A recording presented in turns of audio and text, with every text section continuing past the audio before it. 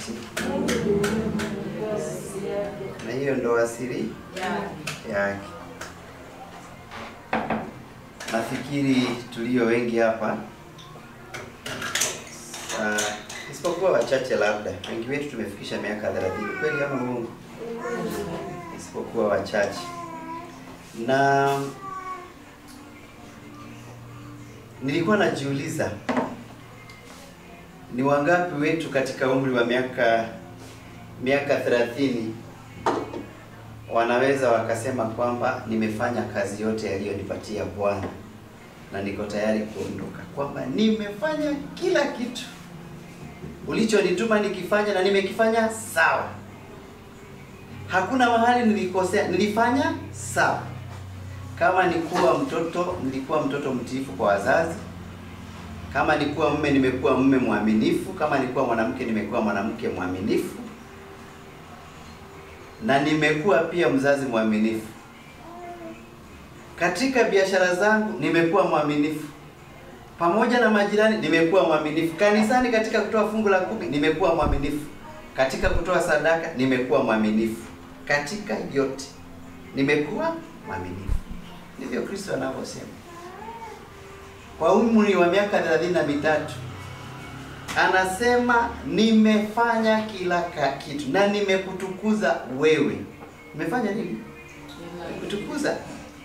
Nimekutukuza kwa maneno, kwa matendo. Na sasa anamwambia baba yake, nitukuze nani? Nirejeshe ule utukufu uliokuwa wa kwetu tangu mwanzo.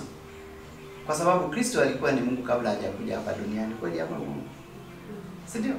Si alikuwa Mungu? Si alikuwepo?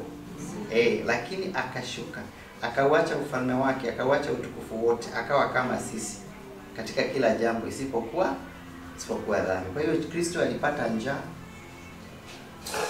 Kristo alichoka kama tunavyochoka. Kristo wakati mwingine alipata maumivu na uchungu mwingi. Anajaribu kuwatumikia watu, wanamchukulia mawe, wanataka kumuua. Nafikiri Kristo alipata homa kidogo siku moja. Tusikilize Kristo.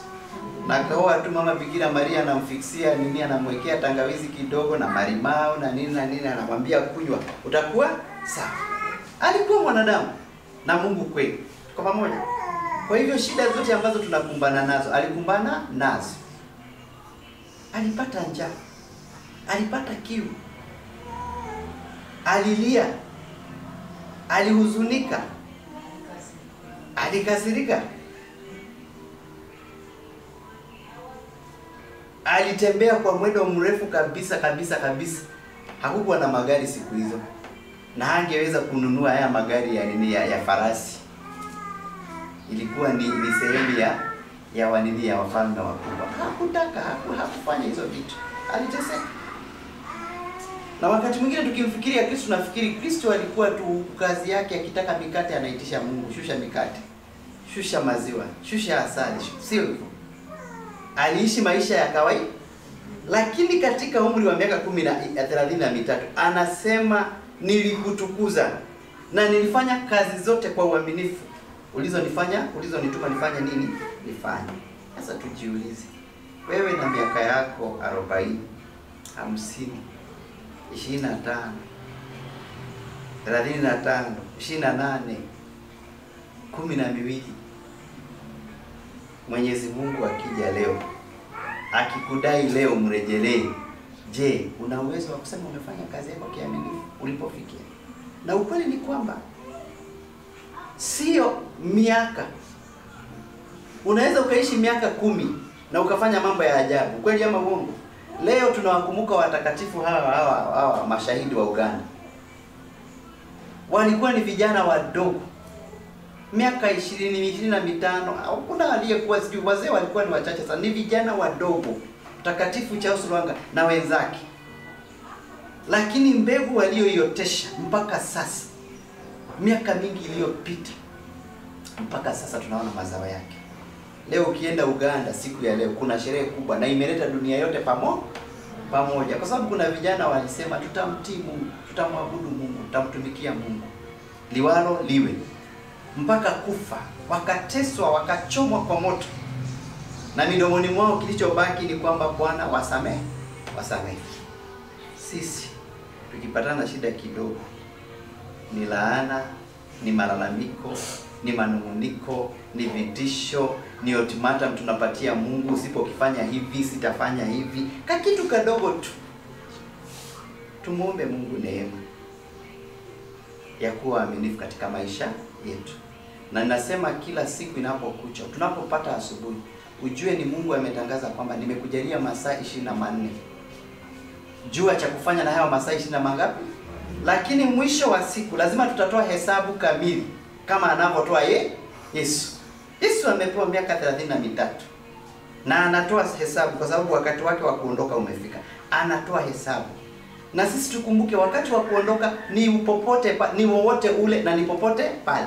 Naweza kuwa nimesimama hapa niondoke. Kweli ama uongo? Naweza kuwa umekaa hapo uondoke. Naweza kuwa unashuka kwenye ngazi ufanye nini? Unavuka barabara unafanya nini? Na hesabu itatakiwa kwangu na itatakiwa kwako. Na tukiishi vizuri kama alivyoishi Kristo, hatutakuwa na hofu ya kifo. Kwa sababu gani? Tunajua kifo ndio njia ya kuturudisha kwetu nyumbani. Kristo alikionja. Hakukiogopa kifo. Hata kama aliona mateso yaliyokuwa mbele yake, hakuogopa kifo. Na alipopata hofu kidogo, alimuitisha Mungu nguvu. Sisi wenyewe kuna baadhi yetu wanaogopa kifo kuliko tunavyoogopa dhambi. Kama kuna kitu cha kuogopa, tuogope dhambi. Kwa sababu dhambi ina uwezo wa kutuingiza kwenye mauti wa milele. Tunaelewa? Dhambi ina uwezo wa kutuingiza kwenye mauti wa nini? Lakini kifo hiki cha mwili huu kisituogope. Kisituogopeshi. Lakini kitutie matumaini na nguvu kwamba tutamuona Mungu wetu jinsi alivyo. Lakini ni wangapi wetu wamejitayarisha kusema kwamba Bwana, tumekutangaza, tumekukiri, tumekuonesha kwa watu wamejua sisi ni Wakristo hata bila kufanya nini? Hata bila kuulizwa. Jana nilikuwa na experience moja ambayo nitaisema tu kwa ajili ya kunisaidia kuhubiri. Kwa kawaida sipaswi kuisema. Sawa? Haya, sasa barabara ilikuwa safi. Sawa, nikafika pale hapa hili karibu na Kenya Library pale. Nikamuona mtu barabarani tena katikati. Amekakamaa. Namuona ni kama mtu kama mtu anakufa. Amekakamaa tu barabarani. Na nilipokaribia nikafikiri labda ni mlevi. Nikapiga honi kidogo, haondoki, yani kwa kweli hayupo kabisa, anaenda. Na pofu imemjaa mdomoni. Sasa kulikuwa na askari hapo pembeni kwenye jengo fulani. Wakaniambia, pita pembeni, achana naye, ataamka. Pita nini? Pembeni. Waachane naye. Atafanya nini? Nikasema hapa. Nikasimamisha gari barabara katikati. Sasa magari mengine yakawa yananifuata huko kwa nyuma. Nikashuka. Niliposhuka aliyekuwa nyuma yangu na gari pia, gari kubwa akashuka. Sasa tukaambizana tumchukue tumweke pembeni. Kumbe ana kifafa, hatujui. Lakini ana dalili zote za mtu wa nini? Wa kifafa. Sasa tukamweka pembeni. Sasa tulipomweka pembeni nikamwambia tufanye nini? Tuite ambulance ama tufanye nini? Ananiambia, "Ai wewe, huyu mtu tumweke hapa pembeni." Kaona wataki story. Watu wameanza kufika. Sasa nikaona nimefungia magari, nikaweka gari pembeni. Yote yaliyokuwa nyuma yangu yakapita. Vijana wa bodaboda wakakuja. Kila mtu anasema, mwacheni huyu ataamka. Sasa baadaye tukamshika mkono hapo, nikasema siondoki hapa mpaka nijue kitakachofanyikia. Tulipokaa hapo akapata nafuu, alafu akafanya nini? Akaamka. Lakini aliamka akiwa na mshtuko mkubwa. Hajui alipo. Anaangalia watu wote anaowaona hawajui. Sasa nikamuuliza jina lako na akaniambia. Nikamuuliza shida ni nini? Akasema nakuanga na kifafa. Nilikuwa naenda hospitalini kuchukua dawa. Na nilisikia ikija, ikanipiga tu ikaniweka barabara katikati. Nikamuuliza sasa ulikuwa umefika hospitalini ama ndio unaenda? Akasema hapana, nimetoka huko. Nimeenda kutafuta social worker sijampata. Sasa sijui naenda wapi. Nikaambia mtu wa bodaboda tumsaidie, tumweke kwenye bodaboda tufanye nini? Tumpeleke. Wote wakakataa. Sawa. Na mimi mwenyewe naogopa. Utamuingizaje wa mtu kwenye gari humjui? Lakini nikasema liwalo liwe. Tukaingia, nikamuingiza kwenye gari. Tukaenda Kenyatta. Sasa tulipokuwa barabarani tukiingia Kenyatta, akaniuliza, "Kwa nini umenisaidia?" Kwa nini? Sikuwa najibu, nikamwambia kwa sababu wewe ni mwanadamu. Niambia, sio wengine wote walikuwa ni wanadamu. Mbona hawajanisaidia? Sasa nikamwambia mimi ni father. Akasema na nilijua. Nani? Nilijua. Wewe ni mtu wa Mungu. Akaniambia na mimi napenda Mungu. Na hii kitu ikinishika, wakati inanishika, huwa ninasali Zaburi ya 23. Zaburi ya 23 nasema nini? Nikamuuliza aya, Zaburi 23 inasemaje? Alianza kuisema. Akaisema kutoka mstari wa kwanza hadi wa mwisho. Yani unaona ilivyoandikwa kwenye Biblia. Bwana ndiye mchungaji wangu, sitapungukiwa na kitu. Akaendelea, alafu alipomaliza akasema, nitakaa nyumbani kwa Bwana. Inaishiaje? Siku zote za maisha ya. Nilipomtazama nikaona furaha imejaa kwenye uso wake. Halo. Unaelewana? Sasa aliyesaidiwa ni mimi ama ni yeye? Ni mimi. Mimi ndio nilifanya nini?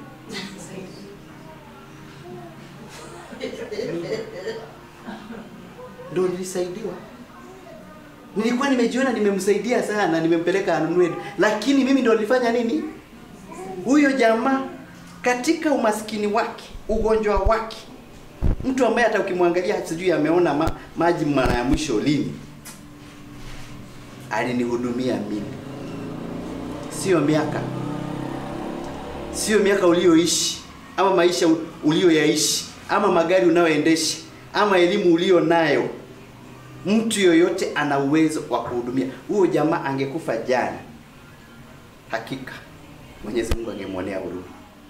Baada ya kunihudumia angekufa jana, Mwenyezi Mungu angefanya nini? Kwa sababu anajua kuhudumia alipo katika nafasi yake.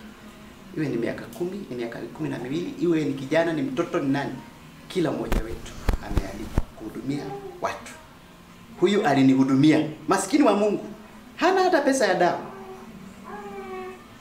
Ana kifafa, ameanguka barabarani. Hana kitu cha kunipatia nikimwangalia. Ndio maana angekuwa na suti mngefikiri watu wangemwacha. Amevaa vizuri. Ama tuone ametoka kwenye gari fulani, amepaki hapo, amepita barabara akadondoka. Tungemwacha. Tungemchukua haraka, si tajiri. Huyu ni maskini ananuka.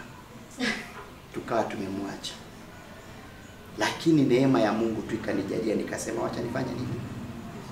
Tunaelewana? Yes. Sasa jana ningetoa hesabu. Hata ningekufa jana ningetoa hesabu niseme nilimdinua mtu. Sababu Kristo anasema nalikuwa na njaa, nalikuwa mgonjwa, nalikuwa nimefungwa, nalikuwa mkafa. Tunasubiri nini katika familia zetu? Tunasubiri nini? Sasa hivi hili jengo likianguka, kwa sababu linaweza likadondoka sasa hivi, hesabu tutakayotoa ni gani? Tunaelewana? Sasa tukaondoka. Hata huyo mdogo mnamuona hapo, mdogo huyo mtoto ana miaka mingapi? Ana miezi mingapi? 6. Huyo ameleta furaha katika familia yao. Kamehudumu. Tuko pamoja. Kile kicheko kanaletea shosho yake na mama yake na nani? Hiyo ni huduma. Tuko pamoja. Kwa hivyo hudumieni popote mlipo. Na tuseme kama Kristo, Bwana, tulikutukuza. Na wewe fanya nini? Ututukuze. Kuna wengine wetu tutaibishwa, lakini hawako hapa, hawa hawajafika kwenye misa, si ndio? Si ndio? Mungu atasema sikujui.